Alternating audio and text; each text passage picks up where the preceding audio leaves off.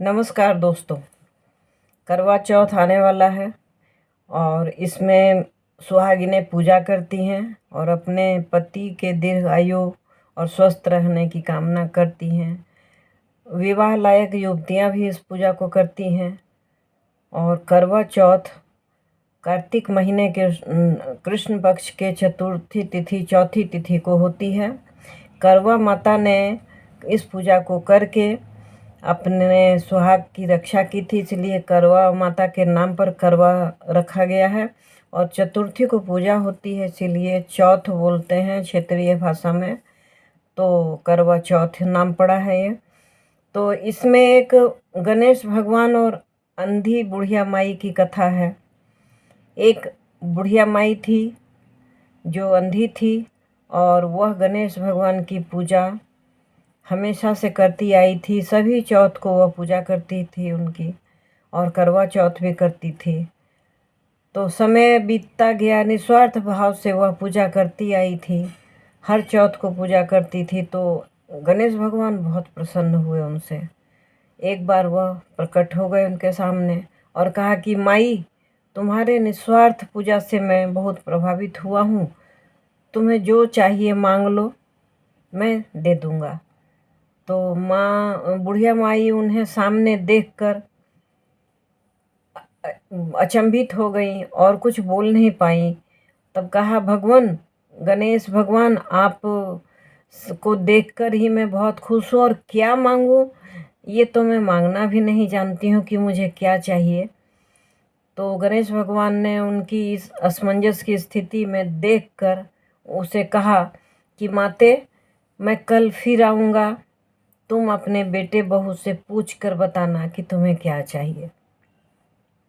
बुढ़िया ने हामी भरी।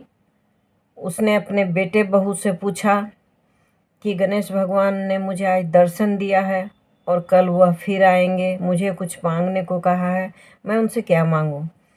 बेटे ने कहा कि माई, धन मांग लेना। बहू ने कहा, अम्मा, पोता मांग लेना।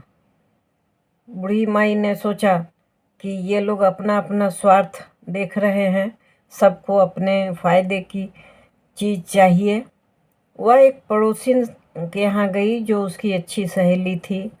उसको बताया कि भगवान मेरे सामने प्रकट हो गए गणेश भगवान, और मुझे मांगने को कहा।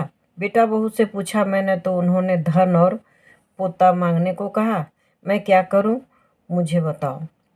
तो उनकी पड़ोसिन जो बुढ़िया माई की शुभचिंतक भी थी, उसने कहा कि माई, अब तेरी 4 दिन की ज़िंदगी बची है, क्या धन और क्या पोता, तुम अपनी आंखें मांग लो, जिससे तुम बाकी की ज़िंदगी बढ़िया से जी पाओ, अपने सारे दैनिक कार्य तुम खुद से कर पाओ, और अच्छी सेहत मांग लेना।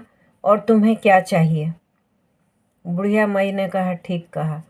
घर आ गई। घर आके सोचा कि अब 3 बातों को मैं कैसे रखूं कि बेटे बहू भी खुश हो जाएं और मेरा भी भला हो जाए।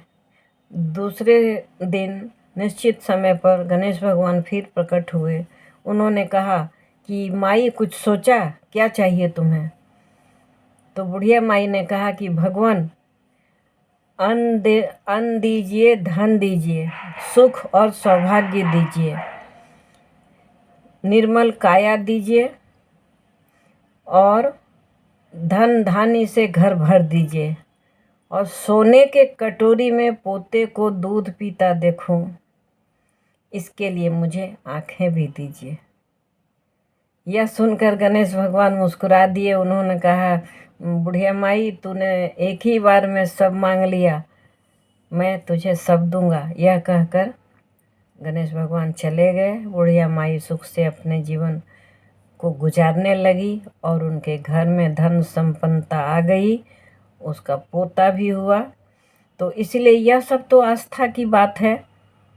सत्यता कितनी है ये मैं नहीं जानती और इसका दावा भी नहीं करती हूँ, लेकिन आस्था है, विश्वास है, तो ईश्वर की पूजा है, ईश्वर की अहमियत है, सुख है, सौभाग्य है। आप सभी सुहागिनें सुखी रहें और धन धान्य से आपका घर भरा रहे, आपकी गोद में आपके बच्चे हों और खुशहाल ज़िंदगी मिले, निरोगी काया हो। अगर ये वीडियो आपको अच्छा लगा तो लाइक ज़रूर करें, शेयर करें। चैनल में नए हैं तो सब्सक्राइब करें। एक बेल बटन आता है, उसे हिट अवश्य करें। Thanks for watching.